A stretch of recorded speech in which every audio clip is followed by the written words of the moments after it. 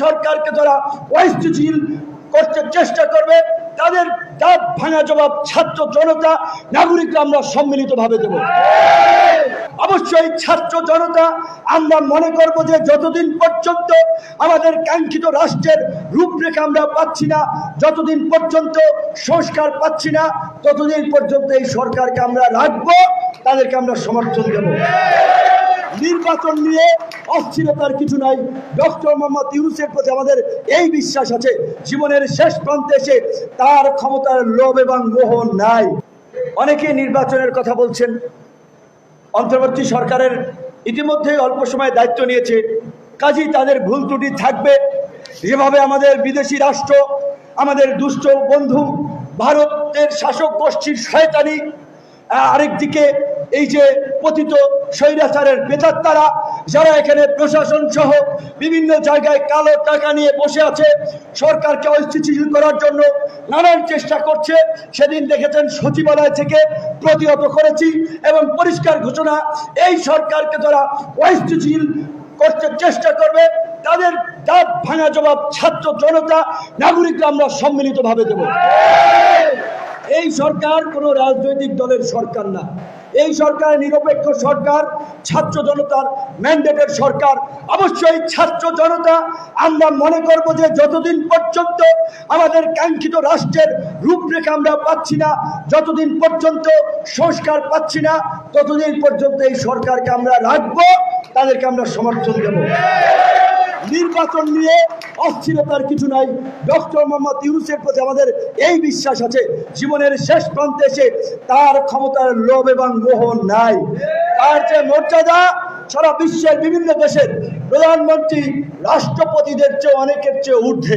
কাজী এই রকমের একজন গ্রহণযোগ্য একটা ওয়ার্ল্ড ওয়াইড কানেক্টেড লোককে ব্যবহার করে আমরা যদি আজকে আমাদের গার্মেন্টসের রপ্তানি ইউরোপ আমেরিকাতে বাড়াতে পারি, কারণ উনি যদি কোনো দেশের ফরেন মিনিস্টার, লেবার মিনিস্টার কিংবা প্রেসিডেন্ট প্রধানমন্ত্রীকে বলে যে ভাই আমার দেশের এই দুর্যোগে আমি দায়িত্ব নিয়েছি, আমার মান সম্মানের প্রশ্ন, তোমরা আমাকে কিছু হেল্প করো, আমার জায়গা থেকে গার্মেন্টসের প্রোডাক্ট কেন, তারা সবাই কিনবে। তিনি যদি মিডল ইস্ট সহ বিভিন্ন দেশগুলোকে ফোন করে বলে যে ভাই আমার দেশের দক্ষ তরুণ অনেক জনগোষ্ঠী আছে, দেশপ্রেমিক, সৎ, সাহসী, তাদেরকে তোমরা কাজ দাও, তোমাদেরকে আমরা হেল্প করি, আমরাও ভালো থাকি, আমার বিশ্বাস অনেক দেশ শ্রমিক নেবে। কাজী এই রকমের একটা গ্রহণযোগ্য লোক, এই লেভেলের লোক বাংলাদেশের দ্বিতীয়টা নাই। কাজেই তাকে আমরা সব ধরনের সহযোগিতা করব। কোন নির্বাচনের দাবি দেওয়ার আলাপ আলোচনা অন্তত আগামী 1 মাস হবে না। আমরা যা ইতিমধ্যে বলেছি নির্বাচন যথাসময়ে হবে।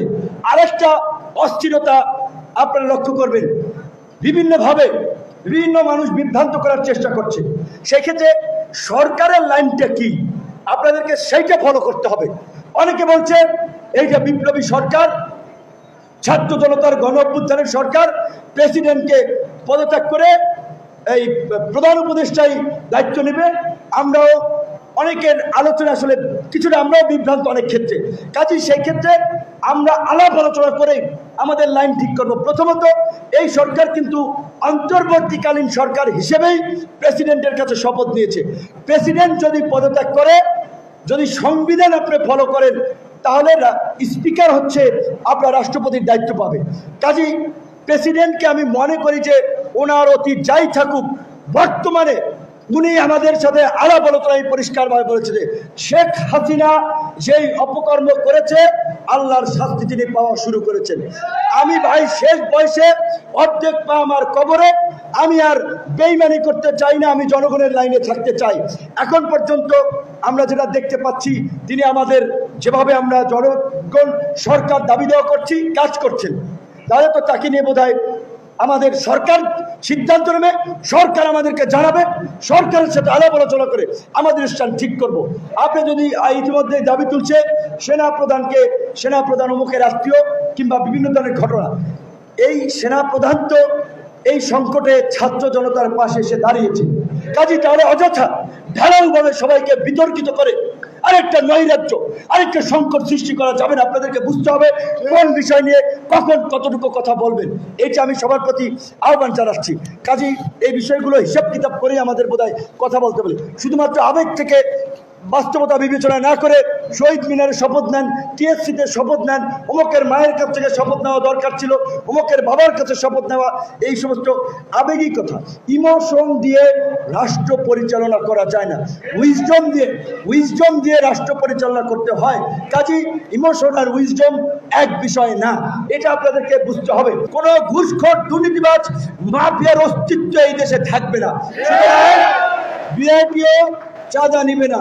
এইবার আসেন রাজনৈতিক দলের পাঠ। এইখানে বিভাজন আছে। আমরা যেমন বলছি কোনো চাঁদাবাজি চলবে না, বাস মিনিবাস থেকে গেট পাস জিপি এই সমস্ত নামে যে 70 টাকা করে নেওয়া হচ্ছে, এইখানে কিন্তু বড় একটা টাকায় নাকি কাঠের পুতুল হা করে, বুঝছেন তো? তাহলে এই যে 1000 কোটি টাকা, এইটা তো অনেকের রুটি রুজি বাণিজ্যের ব্যাপার। কাজেই তারা তো তাদের টাকা পয়সা দিয়ে মানুষ পালবে, সংগঠন বানাবে, তারপরে আপনাকে আমরা যে প্রতিবাদ করছি আমাদেরকে তারা ভিলেন বানাতে চেষ্টা করবে। কাজেই আমাদের পরিষ্কার কথা, স্থানীয় সরকার মন্ত্রণালয়ে এক প্রজ্ঞাপনে যেমনি ভাবে সমস্ত আপনার উপজেলা চেয়ারম্যান, পৌরসভার মেয়র, সিটি কর্পোরেশনের মেয়রদেরকে বিলুপ্ত করা হয়েছে, একইভাবে সেটা যথাযথ অথরিটি করবেন। এই যে চাঁদাবাজির যে দোকানগুলো ছিল যাত্রাবাড়ি, মহাখালী, গাবতলী, সমস্ত বাস স্ট্যান্ডে সমস্ত দোকান অনতিবিলম্বে বন্ধ করতে হবে। এই দোকানে যারা বসবেন আপনারা সবাই মিলে হাত পা ভেঙে দেবেন, পরিষ্কার কথা। যদিও বলছেন না এই ধরনের কথা বলা যাবে না, চোরায় নাই শোনে ধর্মের কাহিনী। কাজে এই যে লুটেরা মাফিয়া গোষ্ঠী পুতু করে কথা বললে এরা শুনবে না। এরা যেমন কুকুর তেমন মুগুর নিয়ে আপনাদেরকে রাস্তায় নামতে হবে। পরিষ্কার ভাবে বলছি পরিবহন মালিক ভাইদেরকে, এইখানে এই সংগঠনটার সাথে আমি জড়িত আছি, তারাও যদি কোনোদিন 10 পয়সার চান্দা কিংবা অনুদানের জন্য যায়, আমি কিছু না করলে সাংবাদিকদের তো জানাইতে পারবেন যে বিপিনুর বড় বড় কথা বলছে, তার লোকেরা দেখেন এইটা করতেছে। পরিষ্কার কথা, আমাদের এই সংগঠনের নামে 5 পয়সার চাঁদাবাজি কোনো চলবে না।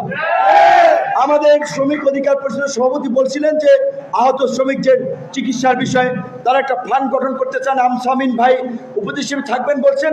আমি বলছি সেখানে আমরা গণ অধিকার পরিষদের পক্ষ থেকে প্রাথমিকভাবে তাদেরকে 5 লক্ষ টাকা দিব, কিন্তু কোনো মালিক বা কারো কাছ থেকে চাঁদা নেওয়া যাইবে। নিজেদের উদ্যোগে নিজের শক্তিতে পারলে কিছু করবেন, ধান্দাবাজি চাঁদাবাজি চলবে না। এখন আমাদের পরিবহন মালিক ভাইদেরকে বলবো, আজকে এখানে বেশ কিছু শ্রমিক নেতাকে দাওয়াত দেওয়া হয়েছিল, তারা আসে নাই, কারণ তারা তো মালপানির ভাগ বাটোয়ারা নিচ্ছে। অনেককে দেখা হয়েছিল, তাদেরকে নিষেধ করা হয়েছে যে তোমাদের প্রোটেকশন দেব আমরা।